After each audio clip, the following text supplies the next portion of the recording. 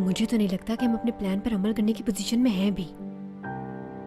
मालूम है, लेकिन कहीं नजर ही नहीं आ रहा उसका फोन। यकीनन उसके बेडरूम में होगा असली।